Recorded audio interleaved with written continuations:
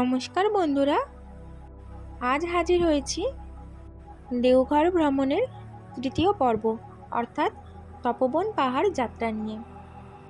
ত্রিকুট পাহাড় থেকে প্রায় 12 থেকে 15 কিলোমিটার দূরে এবং এর ঠিক বিপরীতেই রয়েছে তপোবন পাহাড়। তপোবন নামকরণ হয়েছে প্রধানত প্রাচীনকালে এটা ঋষিমুনিদের প্রধান তপস্যার কেন্দ্র ছিল তাই। রাস্তার দুপাশে দু প্রান্তর মাঠে লাল পলাশের সৌন্দর্য দেখতে দেখতে আমরা এগিয়ে চললাম। আগুনঝরা পলাশের এত সৌন্দর্য যেন বসন্তকে আরও সুন্দরভাবে বিকশিত করে তুলেছে। তপোবন শুধু এক পাহাড় নয়, ধর্মীয় আধ্যাত্মিকতার সাথে সাথে বন্য পশু পাখি ও এর রোমাঞ্চকর ট্রেকিং একে আরও আকর্ষিত করে তুলেছে দর্শকদের কাছে ও ভ্রমণপ্রেমীদের কাছে। সত্যি লাল পলাশের এত অপূর্ব সৌন্দর্য ও অপরূপ দৃশ্য এর আগে আমি কখনো দেখিনি। কথিত আছে রাম, লক্ষ্মণ ও সীতা তাদের বনবাসকালে এই তপোবন পাহাড়ে এসেছিলেন। রামায়ণ রচনাকারী মহর্ষি বাল্মীকি এবং ব্রহ্মচারী বালানন্দ এখানে এসে তপস্যা করেছিলেন। সত্যি যতই ভাবি যে আর এই জঙ্গলের ভিডিও করব না, কিন্তু প্রকৃতির অপূর্ব সৌন্দর্য থেকে নিজের চোখ ফিরিয়ে রাখা যেন দায়। ওই যে সামনেই দেখা যাচ্ছে তপোবন পাহাড়, প্রায় চলেই এলাম। এই তপোবন পাহাড়টি উচ্চতায় বেশি নয়, কিন্তু অনেকগুলি ছোট ছোট পাহাড়ের সিরিজ দিয়ে এটি তৈরি হয়েছে। আমরা যখন এখানে এসে পৌঁছলাম তখন প্রায় দুপুর 12টা বাজে। আকাশে যেমন রোদ ছিল সেই রকম অল্প মেঘও ছিল, তাই জার্নিটা অতটা কষ্টদায়ক বলে মনে হয়নি। পাহাড়ে ওঠার মুখেই দেখতে পেলাম বিভিন্ন ধরনের দোকান। আমরা এখানেও 400 টাকা দিয়ে গাইড ভাড়া করে নিয়েছিলাম। এখানে পাহাড়ে ওঠার জন্য সিঁড়ি থাকলেও নিচে নামার পথটি ট্রেকিং করে নামতে হয়, আর সেটা অভূতপূর্ব ও রোমাঞ্চকর। তবে কেউ চাইলে সিঁড়ি দিয়ে নামতেই পারেন। আমরা প্রথমেই দেখলাম দেবী দুর্গার মন্দির।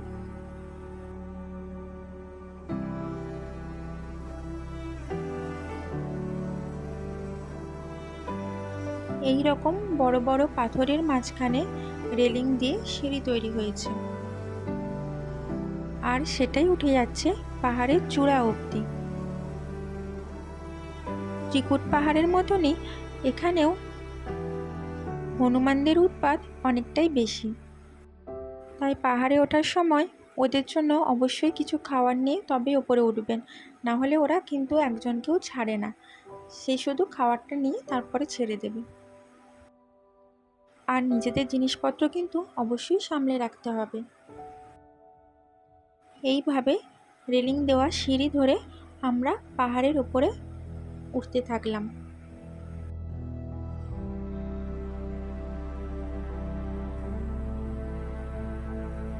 এখানকার প্রধান মন্দির তপোনাথ শিবের মন্দির।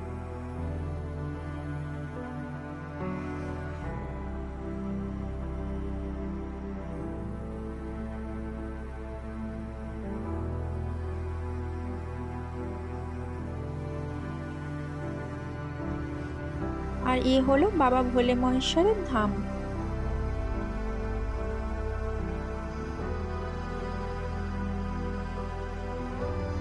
সত্যি পাহাড়ের চূড়ায় ওঠার পর প্রকৃতির শান্ত, শীতল ও স্নিগ্ধ হাওয়া মন প্রাণ জুড়িয়ে দেয়।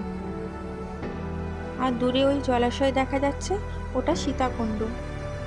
মা সীতা এখানে এসে স্নান করেছিলেন।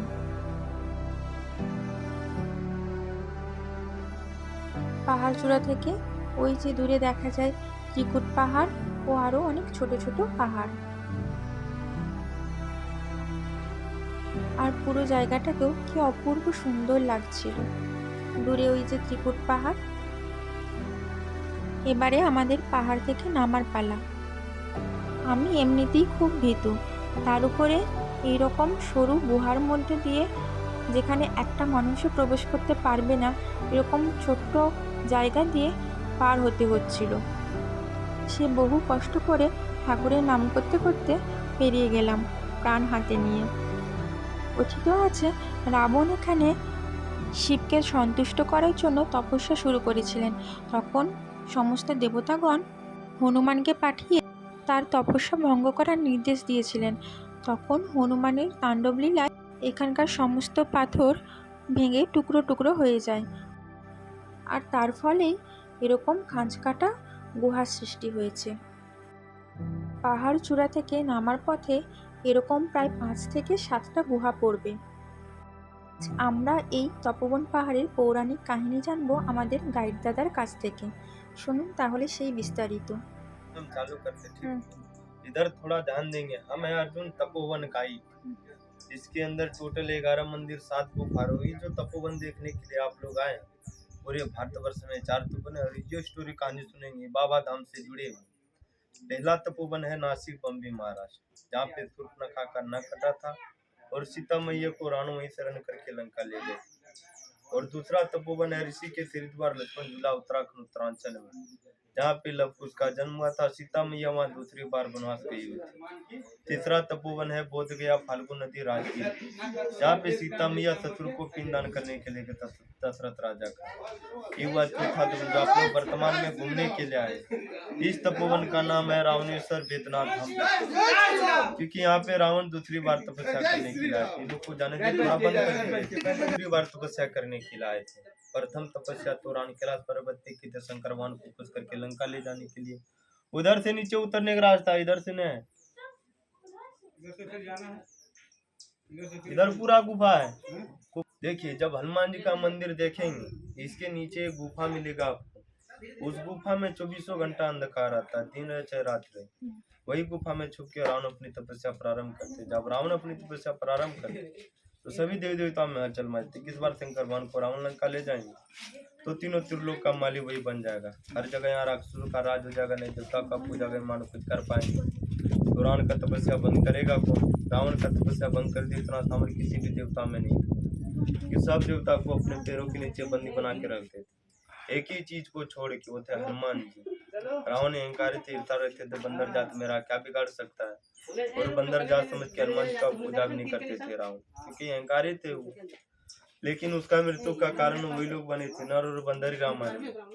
तो सब देवता पहले मिलकर आते ब्रह्मा जी के पास, ब्रह्मा जी से इतना आग्रह करते। ब्रह्मा जी बोलते उतना सामर्थ्य मेरे अंदर नहीं कि मैं रावण का तपस्या भंग कर सकता हूँ, तुम सब चल जाओ हनुमान जी के पास, क्योंकि शिव जी का अग्रवाल अवतार हनुमान जी।